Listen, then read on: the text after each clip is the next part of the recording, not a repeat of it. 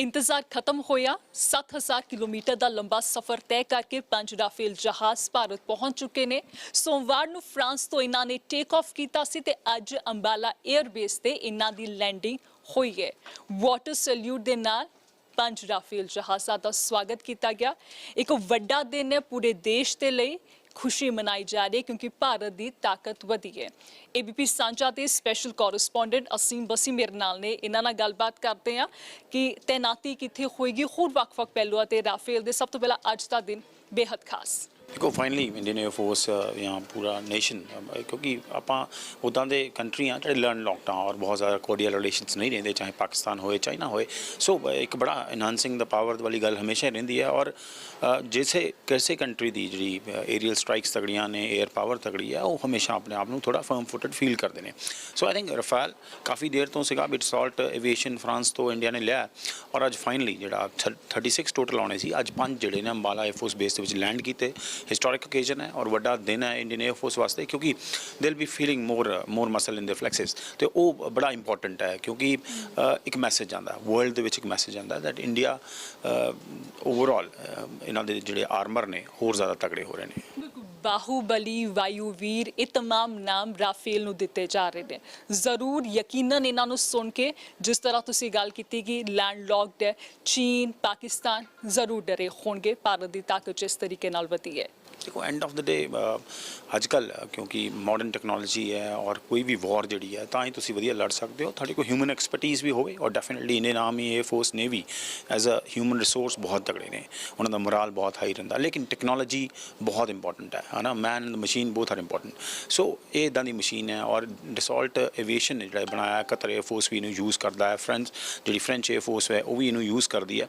और प्रोवस बहुत ज़्यादा है, तुम एयर टू एयर स्ट्राइक करनी हो, एयर टू ग्राउंड स्ट्राइक करनी हो, और स्पीड इन्नी ज़्यादा मतलब जी मिसाइल्स की रेंज है 150 किलोमीटर 200 किलोमीटर और 600 किलोमीटर तक मार करता भी। तुसी अपना एयर स्पेस छड़ना ही नहीं है तो भी तुसी दूसरी कंट्री मार कर सकते हो।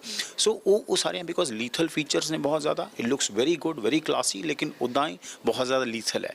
सो डेफिनेटली एक मैसेज जाता है चाहे पाकिस्तान होए चाहे चाइना होए, because end of the day सबनों पता है उन्होंने रिलेशनशिप आपस में बड़ा कॉर्डियल है। और रीसेंटली जी साड़ी चाइना के नाल विटिफ हुई जो साढ़े 20 जवान शहीद होए और बड़ा एग्रैसिव पोस्चरिंग की सी चाइना ने, लेकिन India known for counter attacks उन्होंने भी बड़ा एग्रैसिव पोस्चर रखा और कई चीज़ों को चाइना को विड्रॉ भी करना पाया।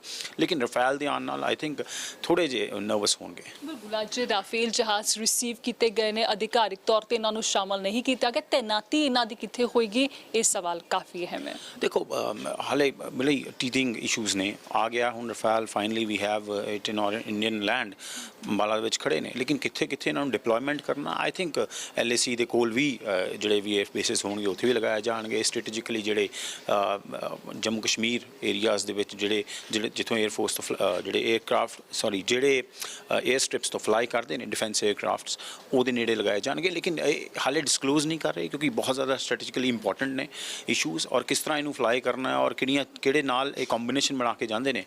क्योंकि 3-4 अज भी आप देखा जो उत्थों आए ने तो 5 साढ़े को रफेल सी और 2 सुखोई नाल आए थे। सो ये कॉम्बीनेशनस कित्थे बनाते हैं आई थिंक बड़ा अर्ली है डिसाइड करने लिए भी कित्थे करनगे, बट सूनर और लेटर आई थिंक स्ट्रेटेजिकली जी इंपॉर्टेंट जगह होणगियां उत्थे होणगे। बिल्कुल भारत के गुआढ़ी देशों नाल हमेशा तनाव विवाद रहिंदा है, चाइना पाकिस्तान असीं देखते हैं। सो चीन नाल हुण जिहड़ी रीसेंट जो विवाद होया है उस माहौल दे विच राफेल का आना कितना अहम है? अगर बाकी दोनों देशों के देखा जाए चीन तो पाकिस्तान वो कित्थे खड़े ने भारत के मुकाबले? देखो पाकिस्तान की आप गल करिए तो F-16 उन्होंने को या अमेरिकन हैगा, लेकिन जो आप कंपेयर करांगे तो Rafale is far better than F-16। जो आप कहिए भी हाँ कुछ लोग कहेंगे मुकाबले का है, लेकिन काफ़ी ऐसी जो रीड थ्रू करिए रिसर्च करिए तो रफेल काफ़ी एज वाला है। सो आई थिंक डेफिनेटली वो फील करेंगे भी हाँ, क्योंकि अज की डेट से ग्राउंड जी वॉर है वो इन्नी ज़्यादा नहीं रहेगी। एरियल स्ट्राइक्स कि बेटर ने, एयर डिफेंस कि ज़्यादा तकड़ा है और जिस तरह के रडार्स मजाइल्स एरोनॉटिक्स जोड़े रफेल के है आई थिंक वो F-16 बीट करते हैं। और जो चाइना की गल करिए तो चाइना डेफिनेटली एडवांसड है, उन्होंने को भी साढ़े नालों ज़्यादा number of aircraft tanks submarines ज़्यादा होंगियां, लेकिन ਓਵਰਆਲ ਜਦੋਂ ਇਸ ਤਰ੍ਹਾਂ ਦਾ ਪੋਟੈਂਟ ਵੈਪਨ ਰਫੇਲ ਵਰਗਾ ਤੁਹਾਡੇ ਫਲੀਟ ਦੇ ਵਿੱਚ ਆਉਂਦਾ ਹੈ ਤੇ ਮੋਰਾਲ ਵੀ ਬੂਸਟ ਹੋਊਗਾ IAF ਦਾ, ਔਰ ਐਨਮੀ ਨੂੰ ਇੱਕ ਸਕੇਅਰ ਜਾਂਦਾ ਹੈ।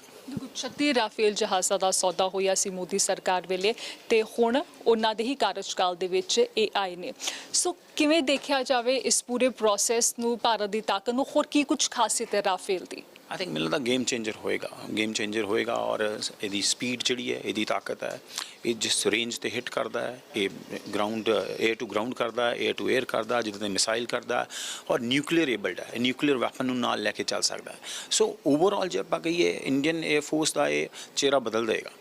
और ठीक है कंट्रोवर्सीज हुई सीगियां, कई चीज़ां हुई हैं, लेकिन दोज आर पोलिटिकल थिंग्स। लेकिन पहले बफोर्स भी आया सी, उदों भी बड़ा कुछ होया सी, लेकिन जे कारगिल की आप गल करिए उदों बफोर्स का गेम चेंजर होया सी, because enemy was on altitude और बफोर्स ने बहुत ज़्यादा पोटेंसी दिखाई सी उत्ते। और I think Rafale same pitch ते है।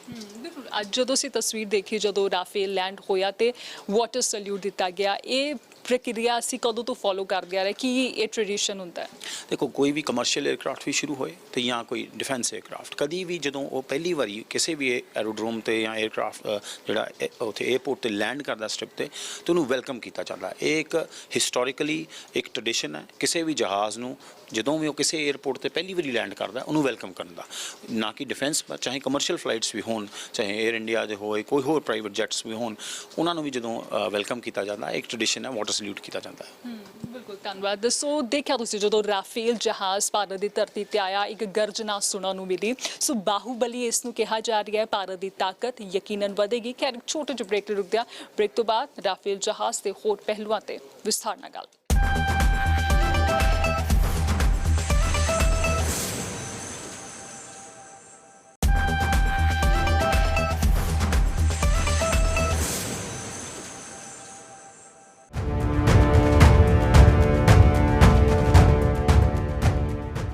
ये जो रफेल अभी आ रहे हैं, पहला दस्ता आ रहा है 5 का और बाद में 36 आएंगे, ये एक गेम चेंजर साबित होगा, क्योंकि इससे जो एयर पावर है इसमें मेगा एडवांटेज आएगा। देखिए ये जो एयरक्राफ्ट हैं ये कॉम्बैट रेडी हैं, बैटल में टेस्टेड हैं, ट्राइड हैं, इनको अफगानिस्तान, सीरिया, लीबिया में टेस्ट किया जा चुका है। और जो हमारे क्रू हैं, एयर क्रू, उन्होंने कॉम्प्रिहेंसिव ट्रेनिंग ख़त्म कर ली है और बहुत अनुभवी पायलट्स हैं। जब भी विश्व के किसी भी एयरफोर्स के साथ में ट्रेनिंग किया है तो हर एक जगह यही पाया है कि हमारे जो पायलट्स हैं, हमारे जो टेक्नीशियंस हैं, बहुत ऊंचे स्तर के हैं। देखिए ये जो रफेल एयरक्राफ्ट है, इससे जो इसकी काबिलियत है वो बहुत अनोखी है। इसके अंदर में जो वेपन्स हैं वो बिल्कुल अलग हैं।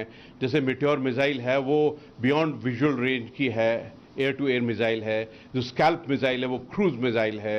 हैमर मिसाइल जो इसमें फिट हो सकती है, लॉन्ग रेंज स्ट्राइक केबिलिटी की है। और माइका एक medium range air to air missile है। और देखिए ये इसके अंदर में काफ़ी जो मॉडिफिकेशन की गई है वो इंडियन रिक्वायरमेंट के लिए की गई हैं। इसके अंदर में एक इजराइल की हेलमेट है जिसमें आपको डिस्प्ले दिखाई देता है, रडार वार्निंग रिसीवर्स हैं, लो बैंड जैमर्स हैं। और सबसे बड़ी बात यह है कि ये ओमनी रोल के लिए इस्तेमाल किया जा सकता है। कहने का मतलब यह है कि पहले हम बात करते थे मल्टी रोल की, स्विंग रोल की, लेकिन ये ओमनी रोल के लिए है। और इसकी जो खूबियां हैं, जिस प्रकार एजिलिटी और स्पीड है, वेपन होल्डिंग केबिलिटी है और attack capability, climb rate, turn performance, तो अगर आप पूरे से देखें तो ये हमारी जो एयरफोर्स की जो क्षमता है उसमें एक बहुत बड़ी बढ़ोतरी लाने वाला है। और ख़ासतौर तब जब LAC LOC के ऊपर में चैलेंजेस हैं, ये दोनों के ऊपर में बहुत भारी पड़ने वाला है। और ये एक बहुत अच्छा इंडक्शन है और बहुत टाइमिंग से इंडक्ट किया गया है इसको।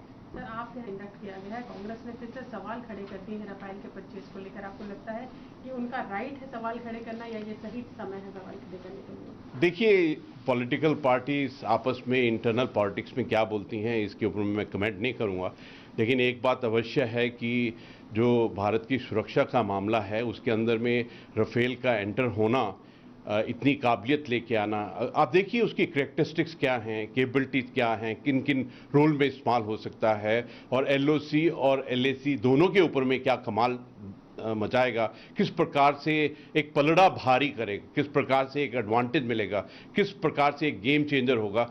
तो जब स्थिति अभी ईस्ट लद्दाख और LOC पर चैलेंज हैं और नेशनल सिक्योरिटी की एक चुनौती है, इस समय पर कोई भी ऐसा कमेंट देना जो भारत की नेशनल सिक्योरिटी की क्षमता के ऊपर में, जहां फोर्सेस के मोराल के ऊपर इफेक्ट करे, ठीक नहीं है। Rafale fighter jet Indian air force के इन्वेंट्री में आ गया है। ये एक ऐतिहासिक क्षण है, ये गर्व का समय है पूरे इंडियन एयरफोर्स के लिए, पूरा आर्म्ड फोर्सेस के लिए और पूरे देश के लिए।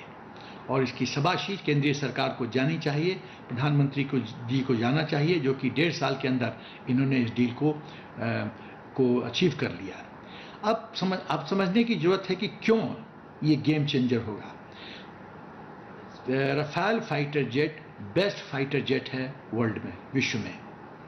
ये इंडियन एयरफोर्स के लिए गेम चेंजर होगा हवा में।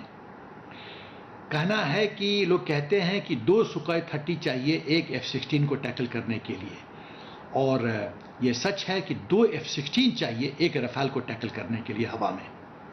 तो एक रफाल बराबर है 2 F-16 के, ये इसकी प्रभुता है। दूसरी बात जो मैं कहना चाहता हूं कि ये 4.5 जनरेशन फाइटर जेट है। फाइटर जेट की जब क्लासिफिकेशन देखते हैं तो 1, 2, 3, 4, 5, 6, तो ये 4 जनरेशन और 5वां जनरेशन के बीच का ये है। इसके पे राफेल पे लोडेड हैं MICA missile, Meteor missile, SCALP missile, Hammer missile और ब्रह्मोस भी लोड हो सकता है इस पे। तो आप समझिए कि ये जितने मिसाइल सिस्टम का मैंने नाम लिया है, ये विश्व state of the art missile system है और विश्व में अपने क्षेत्र में, अपने कैटेगरी में इनकी कोई तुलना नहीं है, इनका कोई जोड़ नहीं है, इनका कोई टक्कर नहीं दे सकता। तो आप देखिए कि best fighter jet, best missile system, best हमारे फाइटर पायलट्स, विंग कमांडर अभिनंदन ने MiG-21 के साथ F-16 को गिराया। तो ये जो घातक कॉम्बिनेशन है राफेल का, मिसाइल सिस्टम का और हमारे आउटस्टैंडिंग शौर्य प्रदर्शन करने वाले पायलट्स का, फाइटर पायलट्स का, ये चीन के लिए और पाकिस्तान के लिए बहुत बड़ा घातक साबित होगा, उनकी नींद हराम करेगा, ये सच है। और सबसे बड़ी बात है कि राफेल की जो वर्टिकल टेक ऑफ काबिलियत है वो बहुत अच्छा है और इसीलिए ईस्टर्न लद्दाख में माउंटेनियस टेरेन में इस्तेमाल किया जा सकता है। वाइड रेंज ऑफ मिशंस में इस्तेमाल हो सकता है Rafale. Air defence, air superiority, anti access, area denial, recce, close air support, dynamic targeting, air to ground precision strike, anti ship attack, nuclear defence और बडी टू बडी रिफिलिंग हवा में। The aircraft which is a threat both to Pakistan and to China and will cover LAC and LOC. Reason being, it has its missiles which can fire from within India, even flying in Jalandhar or Ambala area up to 300 kilometers deep into Chinese or Pakistan territories without having been interfered. This is a great event. The missiles specifically prepared and launched by France itself are of 3 types. One with 300 kilometer range, another 150 kilometer range, and third for covering the missiles and other targets. These missiles load can be double the aircraft. Aircraft load itself, the weight is itself 10,000 pounds, and it can take 10,000 kg, and it can take 20,000 kg, double the load, and its speed is higher than sound, and it can go anywhere, either in China or all the targets in Pakistan.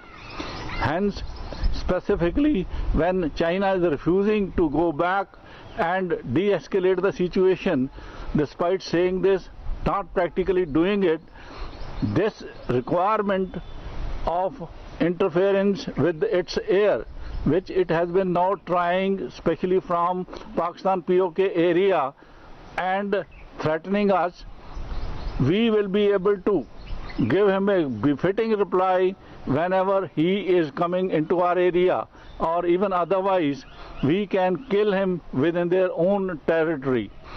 Specifically, our own aircrafts, naval aircrafts have been flying from Chennai into Ladakh, and with these aircrafts, which may even be posted in Leh area, will certainly be direct targeting the Chinese and destroy whatever the aircraft they have got, either Pakistani J-70 or even Chinese if they got J-20. Presently they have got J-70 now.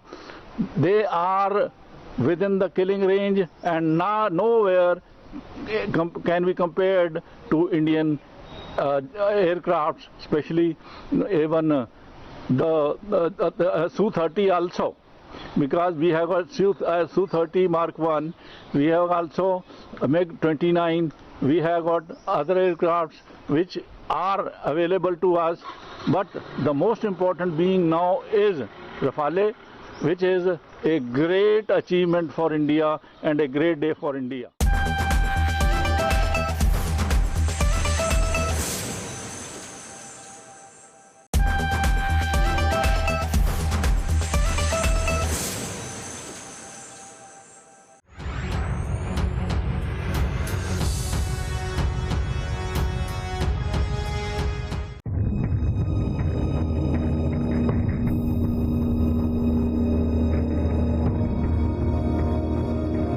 Rafale ਕੀ ਕਰ ਸਕੇਗਾ? ਕੀ Rafale ਵਾਕਈ ਬਿਹਤਰੀਨ ਲੜਾਕੂ ਜਹਾਜ਼ ਹੈ?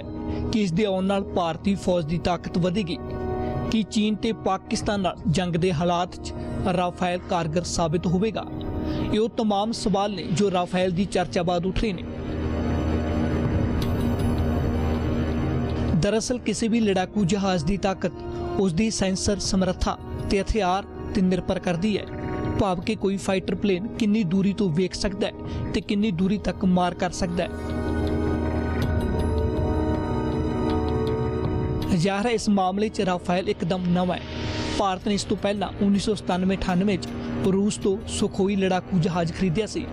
ਕੋਈ fighter plain ਕਿੰਨੀ ਉਚਾਈ ਤੱਕ ਜਾਂਦਾ ਹੈ ਇਹ ਉਸ ਦੇ ਇੰਜਨ ਦੀ ਤਾਕਤ ਤੇ ਨਿਰਭਰ ਕਰਦਾ ਹੈ। ਆਮ ਤੌਰ ਤੇ ਫਾਈਟਰ ਪਲੇਨ 40 ਤੋਂ 50,000 ਫੁੱਟ ਦੀ ਉਚਾਈ ਤੱਕ ਜਾਂਦੇ ਨੇ, ਪਰ ਉਚਾਈ ਤੋਂ ਕਿਸੇ ਲੜਾਕੂ ਜਹਾਜ਼ ਦੀ ਤਾਕਤ ਦਾ ਅੰਦਾਜ਼ਾ ਨਹੀਂ ਲਗਾ ਸਕਦੇ। ਫਾਈਟਰ ਪਲੇਨ ਦੀ ਤਾਕਤ ਹਥਿਆਰ ਤੇ ਸੈਂਸਰ ਸਮਰੱਥਾ ਤੋਂ ਹੀ ਪਤਾ ਲੱਗ ਸਕਦੀ ਹੈ।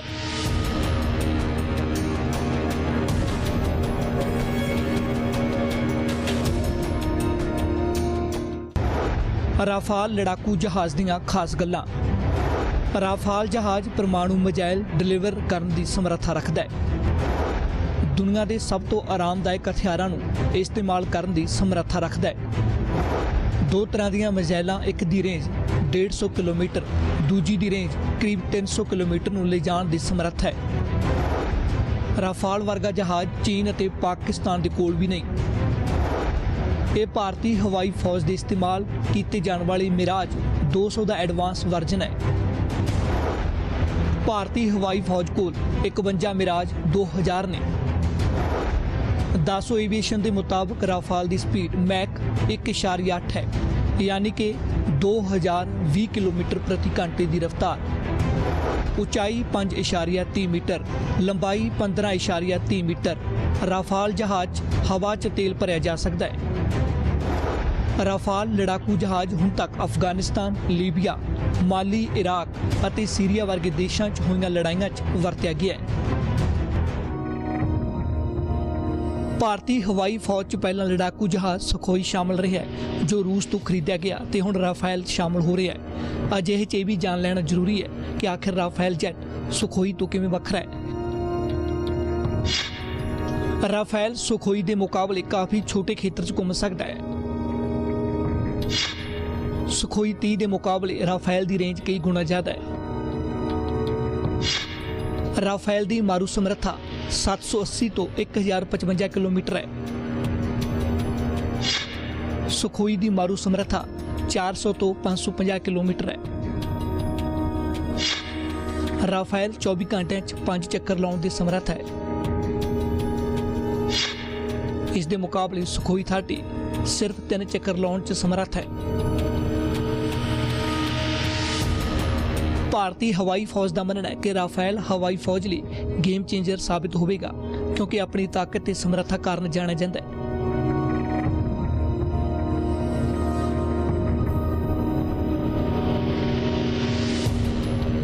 Rafale will bring a lot of capability into the Air Force. If you look at our operational capability jump, it will be huge with this induction. We must realize that it is not only the 36 aircraft which gets inducted. When we fly such missions, we always have a force packaging philosophy, and from that angle, the overall package, the strength that it gets with the aircraft capability like this is very huge.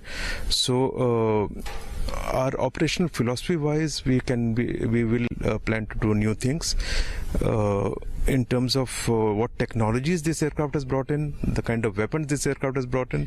It will again be a game changer for the Indian Air Force from both a planning perspective, from the point of view of doing our offensive missions, and from point of view of planning the kind of war we want to conduct in the coming years. Bharat ਦੇ 10 pilot 40 technician France 'ਚ training ਲੈ ਰਹੇ ਨੇ। ਇਹ team ਵਾਪਸ ਭਾਰਤ ਪਰਤ ਕੇ ਬਾਕੀ ਪਾਇਲਟਾਂ ਨੂੰ ਟ੍ਰੇਨਿੰਗ ਦੇਵੇਗੀ। ਇਸੇ ਤਰ੍ਹਾਂ ਲੜੀਵਾਰ ਤਹਿਤ ਭਾਰਤੀ ਪਾਇਲਟ ਰਾਫੇਲ ਨੂੰ ਉਡਾਉਣਗੇ। ਇਹ ਉਹ ਲੜਾਕੂ ਜਹਾਜ਼ ਹੈ ਭਾਰਤ ਦੀ ਫੌਜੀ ਤਾਕਤ ਨੂੰ ਜੋ ਵਧਾਏਗਾ।